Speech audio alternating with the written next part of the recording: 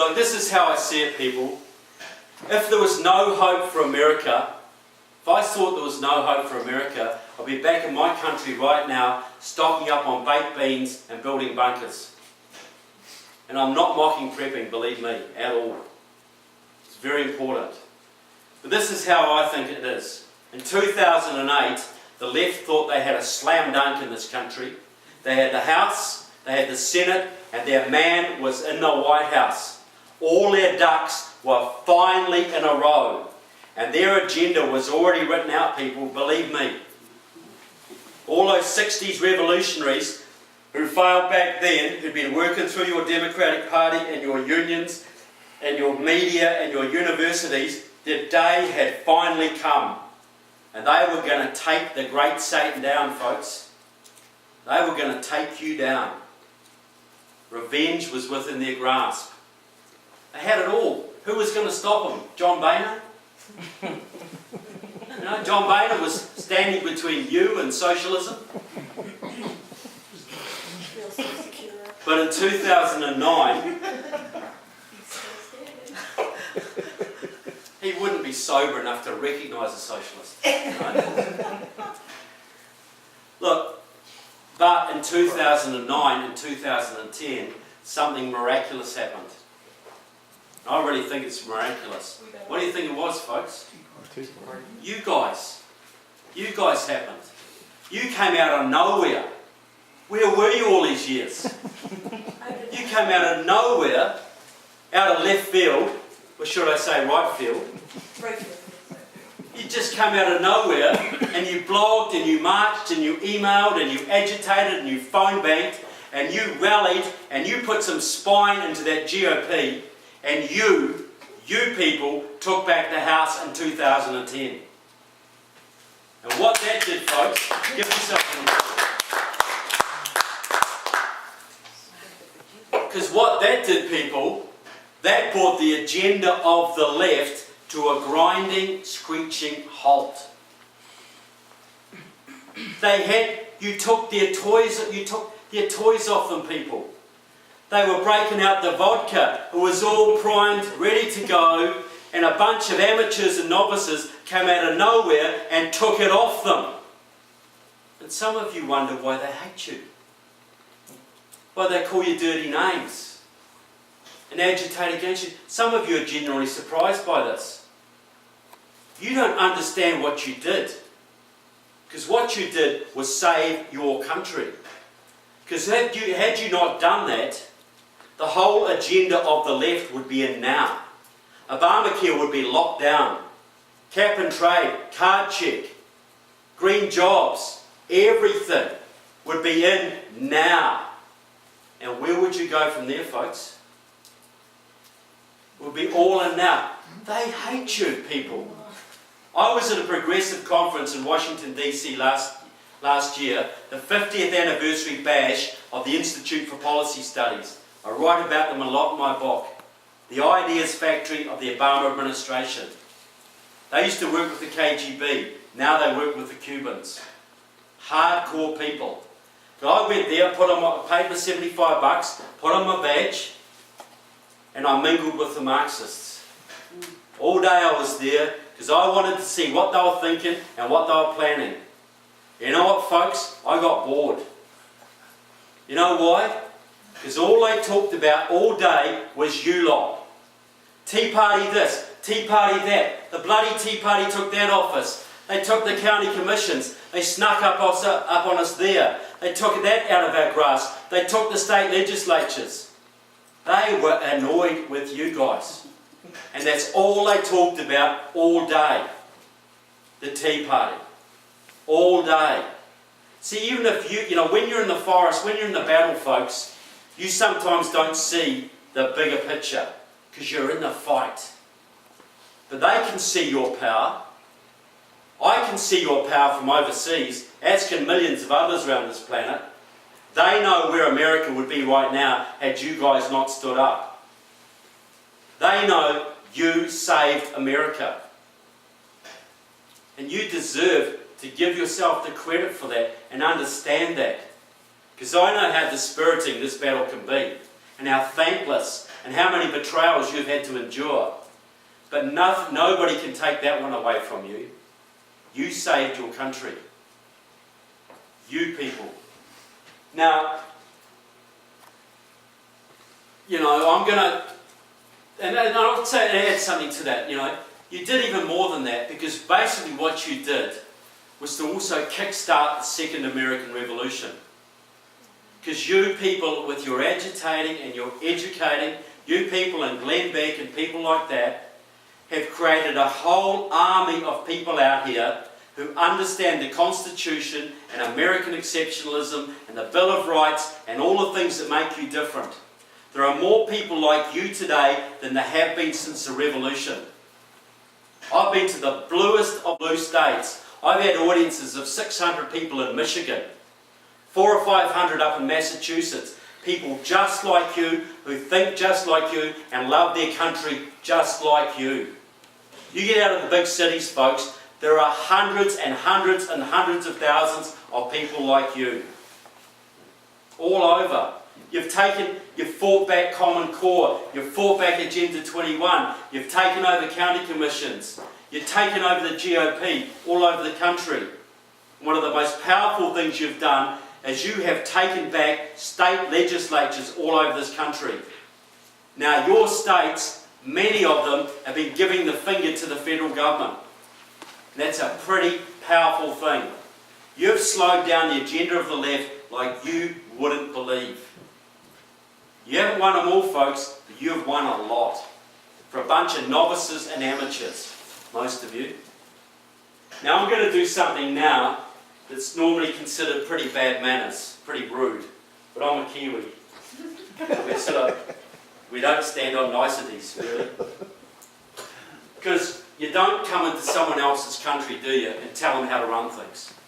That's rude. Like you don't go to your neighbour and tell them how to do their decor, do you? But I get asked this all the time, because I see a movement in flux now. A movement that had some wins, had some losses. A lot of burnt out people, a lot of tired people. What do we do next? Are we making a difference? Should we carry on? Should we give up? Where do we go now? And I'm going to give my view from an outside perspective, because that's my only value to you. My only value. I can see things differently than you can. Now, I see that you have a long battle ahead to restore your country. Maybe 20, 30, whatever years. But you've got two huge battles looming. This year and 2016. And if you lose 2016 and they get those 8 million more votes, not much may count after that. So you really got 2.5 years, folks, to make the big splash, to make the difference. Now, there's a choice, people can say, well, personally, I'm just going to do the local issues. And the local issues are important. But if you concentrate on those alone, your children live in slavery. Or I can get out of politics altogether, hunt more ducks, play more golf, play more bridge, have a great time, but your children live in slavery. Or you can go and form a third party. And I'd say, if you had 20 years, I'd say go for it. But you got 2.5 years, folks. Do you think that's a viable option? Really? Honestly? So there's only one vehicle can win that 2016 battle, and that is the GOP. Now the really important question is this, the nature of that GOP. Because if the old guard is allowed to prevail and they give you a fat boy from New Jersey or a Jeb Bush, you're going to lose, folks. And even if you fluke a win, you still lose, because progressivism rolls on. But if you had a leader, and I can't pick your leaders, but I'll pick a figure. If you had a man, say of the calibre of Ted Cruz leading things might be different. Now, I'm going to go back to 1976. So I think this is illustrative. 1976, you'd been losing your freedom Democrat, Republican, Democrat, Republican, Democrat, Republican for years and years and years. But then somebody came out of California that year who stood for something different. He talked about American exceptionalism and the Constitution and taking on the communists and restoring your economy and restoring the pride in your country and getting Americans working again. A lot of the things that you talk about now. Ronald Reagan stood up, folks, and hundreds of thousands of people rallied to the cause.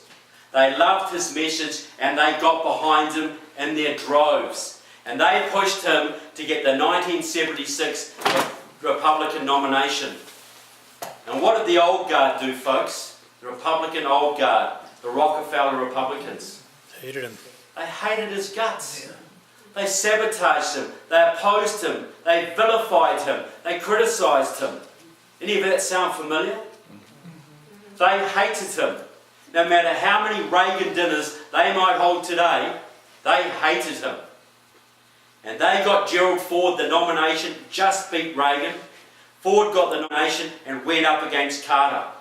Jimmy Carter won. And how did those Carter years work out for you guys?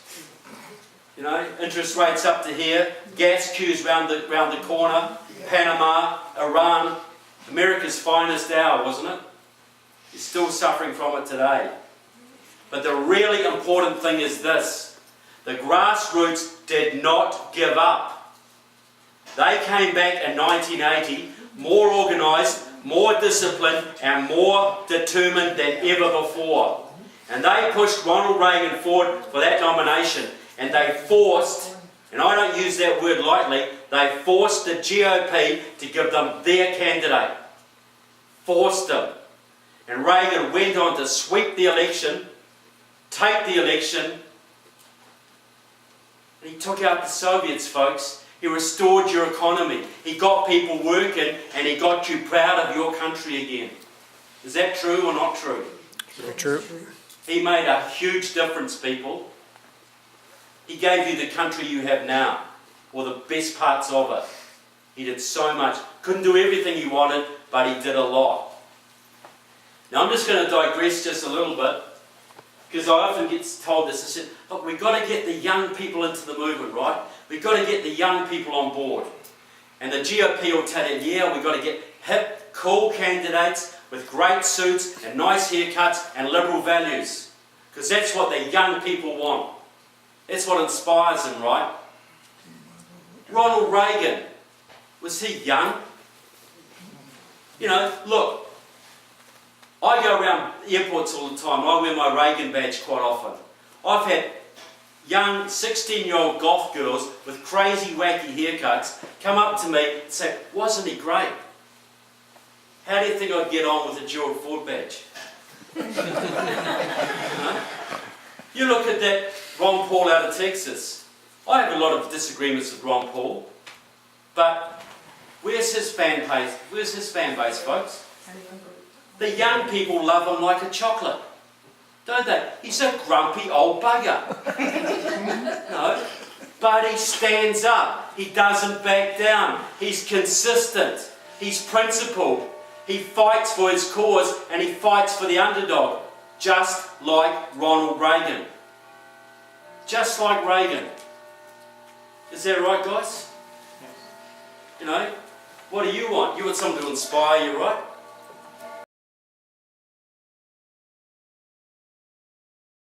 No, that's what we want. Now, if I was a man like Ted Cruz, this is what I would be doing. Because to win the next election, right now we are Carter on steroids, right? To win the next election, we need Reagan on steroids.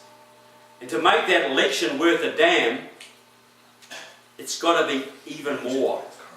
Now, if I was, say, Ted Cruz, this is what I'd do. Because I would want to get every element of that old Reagan coalition. Every element. Because you can't, you're going to have vote fraud, folks. You're going to have the media against you. You're going to have all sorts of dirty tricks. You're going to have the unions against you. So you've got to get everyone. You can't afford to ignore any element of your base.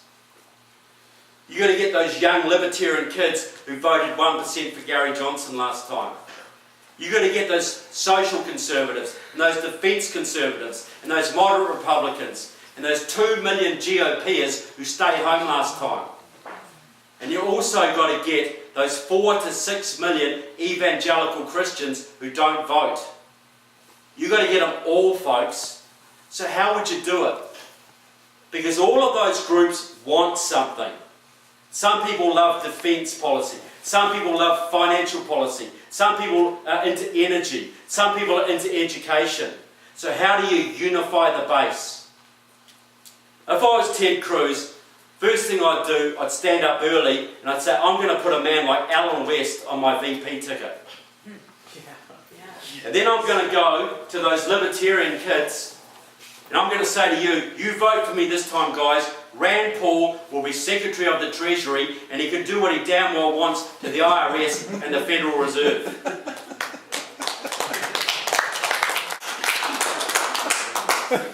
And Sarah Palin, drill baby drill, Secretary of Energy. Open it up, Sarah. Go for it. John Bolton, Secretary of State. You tell him, John. Ambassador to the United Nations. No one.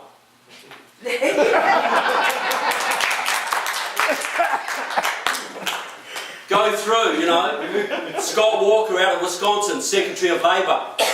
Dr. Ben Carson, Secretary of Health and Human Services. Mark Levin, Attorney General. Go through the list, and for those Christians who so much care about the education of their children and hate Common Core, I would go to them and say, you vote for me this time, guys, and Dr. David Barton will be Secretary of Education. Oh, yes. Get rid of Common Core. Gone. Would you be inspired by a team like that, folks? Oh, yes. Would you get out of bed every day and campaign for that? Yes. Yes. Would you get your friends involved? Would you be motivated? Did you talk to Unified? Well, not but look, is it possible? Is it feasible? Sure. Yes. Can it be done? Because you've got the base, folks. You've got more constitutional conservatives and patriots and libertarians in this country at any time since the revolution. You've got them out there, hundreds and hundreds of thousands of them. And you've got all these leaders, the Sarah Palins and the John Boltons and the Alan Wests and all these people who take no prisoners and who want an opportunity to turn this country around. Because you just don't want to do what Reagan did, folks. You need to go way beyond Reagan and restore your constitution and gut your federal government. These people are going to get their jobs, folks, to eliminate their own departments, most of them. That's what's got to happen. So there is the opportunity. You've got the base, you've got the leaders, get them together.